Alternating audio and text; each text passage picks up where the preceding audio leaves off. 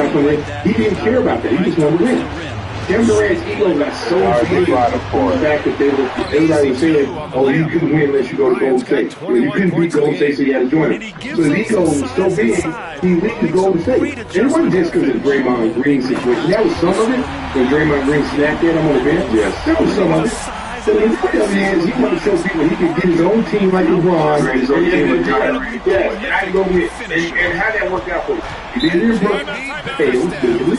He went to Phoenix, failed. Didn't make the playing game in Phoenix. So you're not on that level. LeBron can still say he's on that level. Well, he always changes and moves it hard. Yes.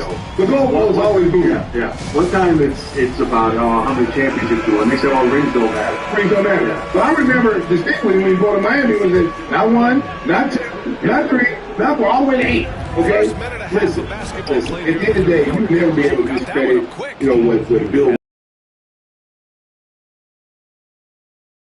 To sit up here and just try to tear down Michael Jordan's legacy, talking about, he left to go play baseball. Some guys went to go play baseball. See, if you read history, you know exactly why he left.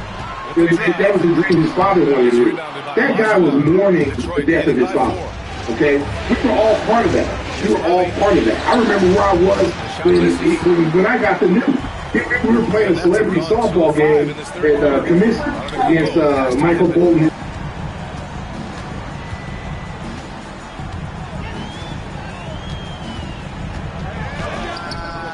Can't hit it from 12 feet.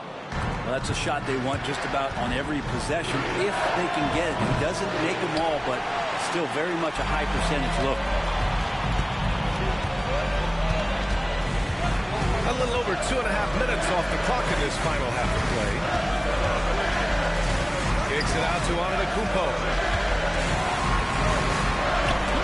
The Pistons clear it. Bryant's got 7 rebounds in the game. Inside, here's Bryant. Got it. Good job in the low post. Bryant's got 23. Every day when they make this huge ever struggle with dark spots or patches on your face, underarms, or the heel. You know what? I think it's an interesting, Michael.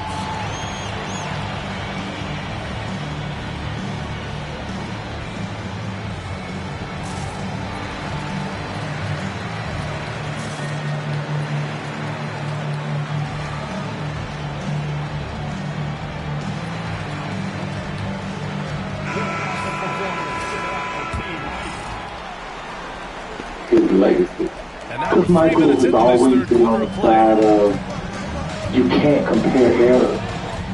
You're never going to say he's good of all time. I think that's more for PR and more for selling stories. I never played against Great Canyon, I never played against the rest. To now say that, one greater than others, a little bit unfair. I won 6 championships. Bill Russell won 11. Does that make Bill Russell better than me? Make me better than him? No.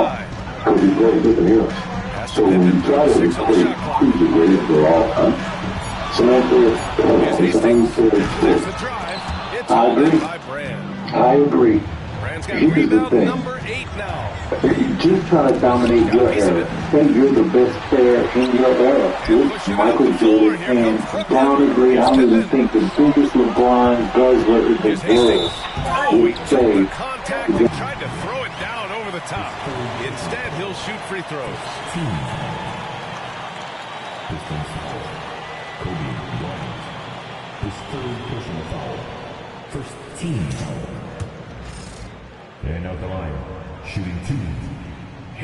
After those 2 years, First free throws. I feel like it was very clear. There was no more guessing. You could argue he was the best the moment he hit the NBA court.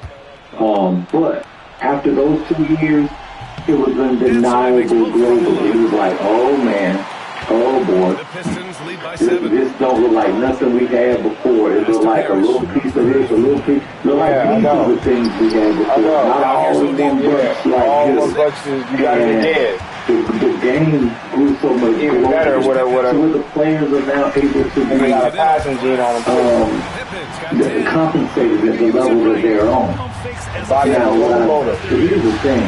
I rarely hear even NFL players do it unless someone starts, antagonizing them or talking trash. Like if an old head purposely points out something about them, then because they can get defensive and sometimes rightfully so. But very rarely have I seen just unprovoked just to try to make myself look like the greatest.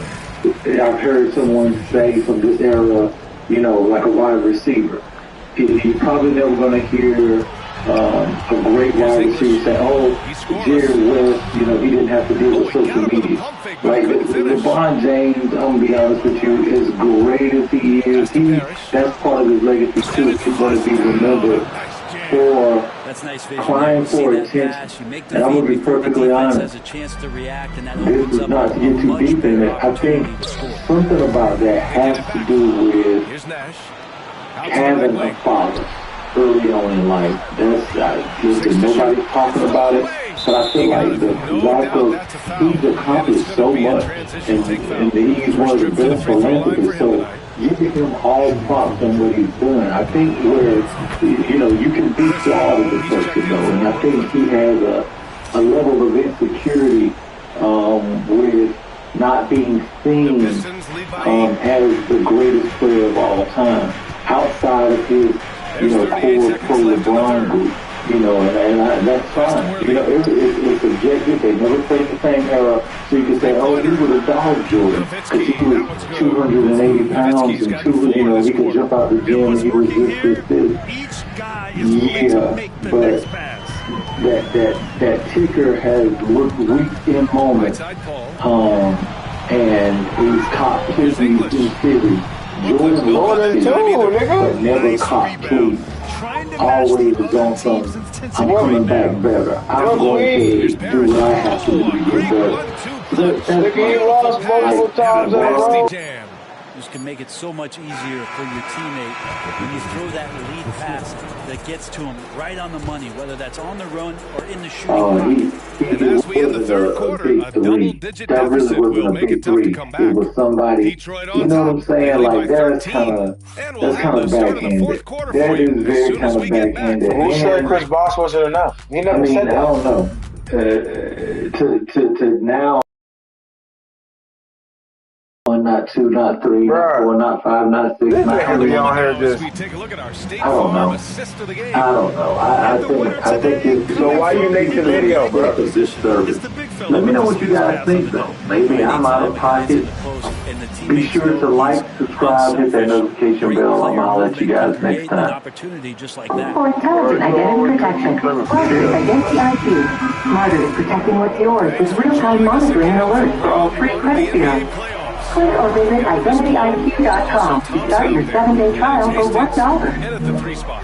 So that's the lineup for Brooklyn. Pass to Frazier.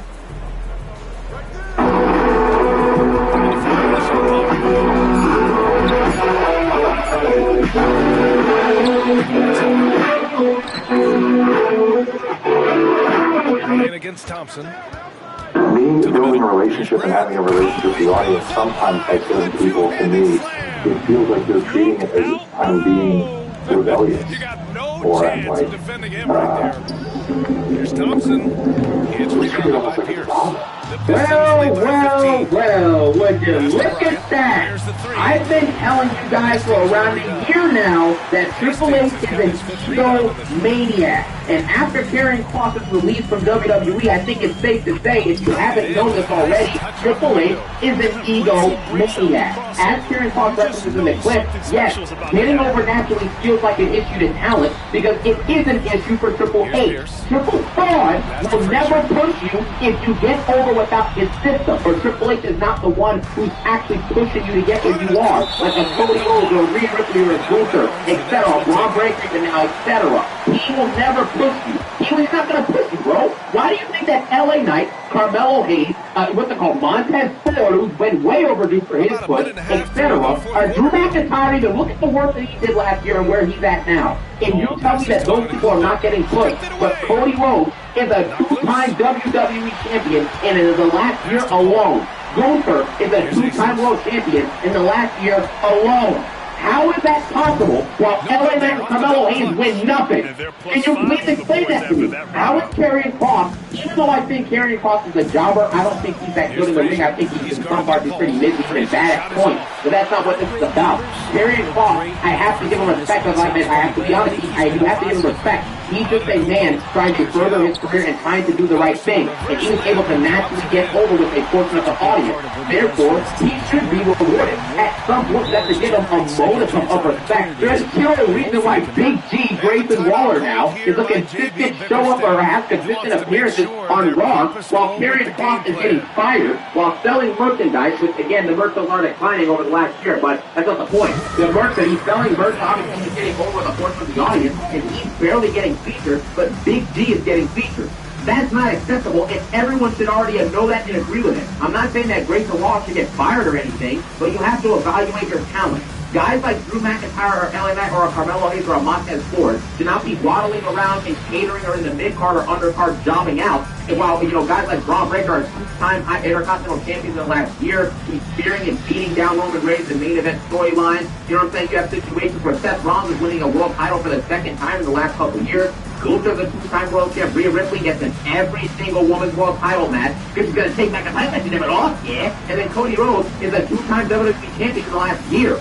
It's very clear to me, if you get naturally over versus what Triple H wants to get over, you're not getting pushed. And obviously in this documentary, we're going to break it down. Karrion Kross brings us the fact that R-Truth told him, he said, you haven't won a main roster title yet, but you won the title for the people because they chose you. And I thought that was a pretty interesting line and an interesting quote. Because quite frankly, obviously, Karrion Kross is legitimately released and fired from the company. But at the end of the day, if we're being honest with ourselves, just like R-Truth, when I made the video on him getting fired, I would not be surprised if R-Truth does end up, if Karrion Kross does end up coming back. It just is what it is. And WWE and Triple H will mask it up as if it's a worker. Here's all kinds of payment options for We are not about to give it up now. Stay focused and keep hustling. Back to you guys. Thanks for that, Allie. Whether you're shopping online or in store, it's a flexible way to shop for the products you On need. defense, the Nets. A great fourth quarter, just giving up 2 points. And he'll draw the foul. He'll head to the line for 2. And let's take a moment to get your take, guys, on the scoring so far for Detroit. They play some beautiful basketball all game. The passing has been impressive, and it's opened up things with their ball movement. CP Shop to learn more.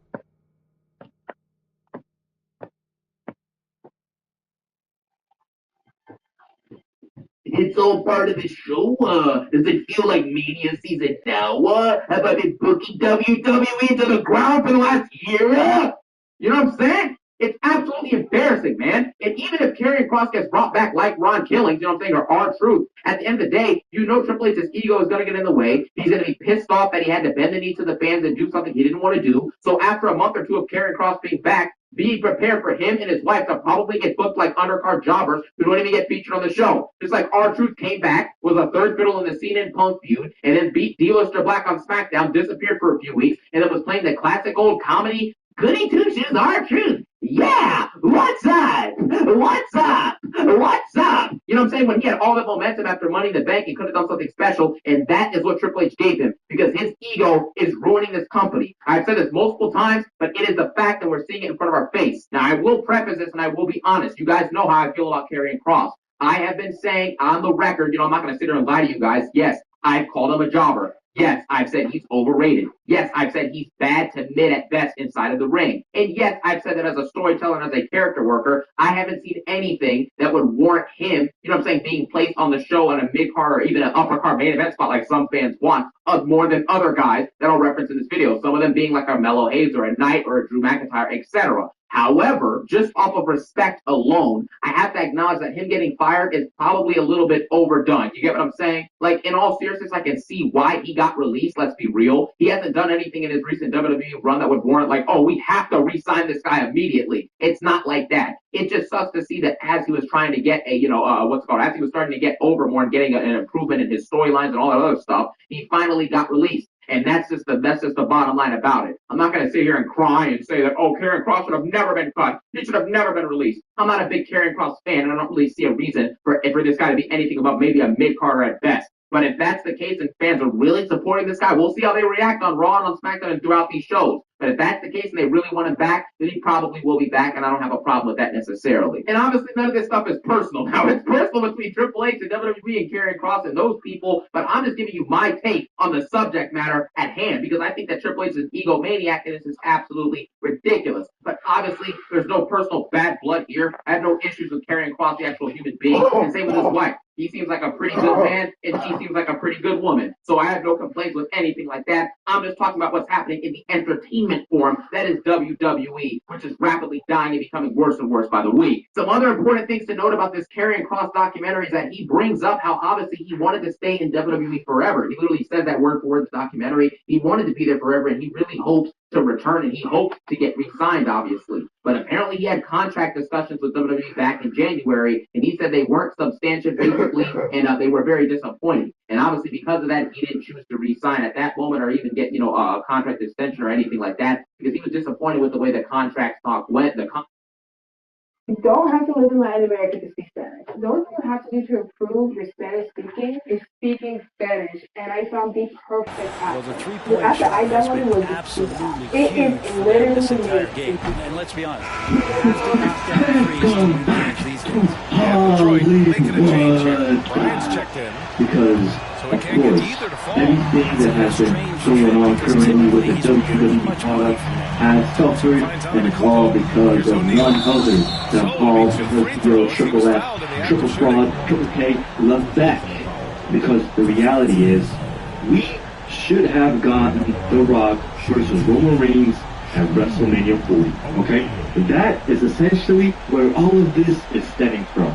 But before we continue, guys, 80% of you guys are not subscribed, so please subscribe, turn on the bell notification, and if you haven't already, guys, let us hit 1,000 likes on this video, and let's move forward with the video.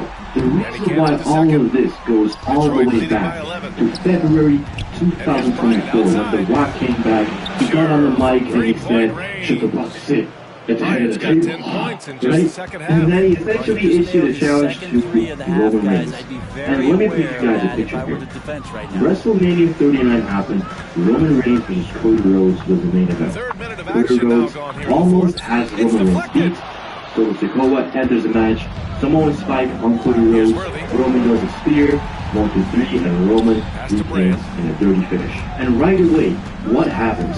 Instead of Triple H going out of his way and continuing on building a story between Roman and Cody, what happens? The immediate Raw after WrestleMania 39, Cody Rhodes versus Roman Reigns segment happens. Guess what? Brock Lesnar comes out, and you think, oh my god, they're gonna have a tag match, it's gonna be cool, everything is smooth. Oh, damn, like, what the hell? What the hell is that, right? What the hell is that about? And then what happens? Cody has essentially spun into a side quest, right? A quest that is essentially got nothing to do with Roman Reigns. And then Roman Reigns, whatever he does, he goes out of his way, yada, yada, yada. Absent. And then we have Cody and Brock going on a 4 to 5 month feud. They have 3 matches. And, obviously it's going to end with Cody going over. But essentially, my question at that time is this.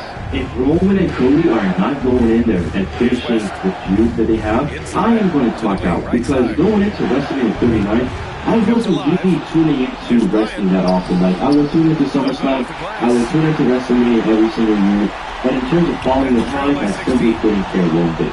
And that was the year where I was actually excited, looking forward to it, because I wasn't a big fan of the whole Roman Reigns one, mainly because of the fact that a year and a half, maybe 2 years even, of that run was just in a lockdown. Like, no crowds, everybody screams. Like, come on, I can't mess with that, you know? No matter how good Roman was, I think we can get into it. And so, when those two essentially just parted ways for the entire year, and Cody and Brock had their feud, and that finally culminated at SummerSlam, I was like, alright, now is the time to go in there and build up the rematch, right? Maybe we could have it at the Royal Rumble, you know? That could be possible. But instead what happens? Cody goes in there and he has a tag team run with Jey Uso. Are you kidding me, dude? And so, before we even get to the point where we can say, oh, okay, it's all The Rock's fault, The Rock's got a big ego, he's got a massive ego, how about we point at the fact that in 2023, in that year, or whatever it was, like 2024, whatever, right? How about we point to the fact that he should have booked the finish to Cody versus Roman much sooner. And the reality is, that feud wouldn't have had that Avengers Endgame, you know, WrestleMania 40 big success that it had if it wasn't for The Rock. Let's be honest here, guys, okay? Think about it. If The Rock was not involved one bit, what kind of a WrestleMania 40 main event were we going to get? Cody Rhodes already won the Royal Rumble leading into WrestleMania 39. He beat everybody, he got over on everybody. And then he loses it at that WrestleMania, where in my opinion he should have gone over. And then in the following, WrestleMania after that, like after 39, he has a feud that's a filler, he has a tag run that's the year that CM Punk returned, mind you, he has CM Punk right there with him at the end last two, and he has him going over on CM Punk. Of course, CM Punk got injured, but that's besides the point, right? CM Punk could have won that. CM Punk could have gone to WrestleMania. He could have challenged for the World Heavyweight title. That title could have meant something. But instead, again, Cody Rhodes goes over, right?